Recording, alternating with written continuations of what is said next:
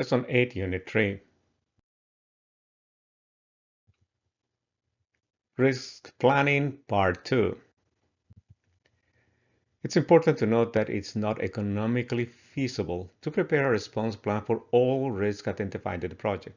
For that purpose, you need to prioritize the risks based on their level of impact and probability. The matrix below helps determine a risk prioritization list that you can use to prepare the risk response plan. The levels are defined by the levels of impact and probability that determines the type of risk response for each risk. There are 4 strategies to respond to risk. Avoid the risk, which requires making changes to the project plans to remove the risk. Transfer or share the risk. This means moving the liability of the risk to a third party or share the risk with a partner organization. Mitigate the risk. These are the actions to reduce the impact or the chance of the risk occurring. Accept the risk. This is to accept the consequences of the risk. Because the risk might be so small, the effort to do anything is not worthwhile. For risks that have been quantified at level 9, the response should be to avoid the risk. You need to take immediate actions. For risk with levels between 6 and 4, the strategy is to transfer or mitigate the risk. This group of risk is your first priority, and with this type of response. For risk with levels between 3 and 2, the strategy is to mitigate or transfer the risk. This is your second priority. For risk with a level of 1, the best strategy is to accept the risk. Sometimes the costs to mitigate are higher than the impact of the risk on the project.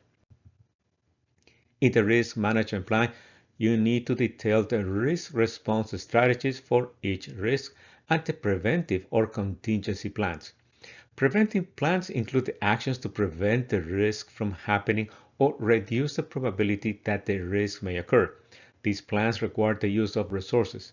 This is a proactive approach. Contingency plans are plans for those risks where you cannot build prevention strategy. These plans keep resources as a reserve in case the risk occurs. This is a reactive approach. The risk log needs to be completed with the risk response actions and the name of the project team member responsible for managing the risk. This log needs to be monitored and updated on a regular basis. The risk contingency budget is the reserve funds you will need to cover the costs of the project if one or more of the risks occur. For each risk, you calculate the cost of the impact of the project and then multiply by the probability of the risk. The total will be the budget you will need to cover the cost if any risk happen to occur.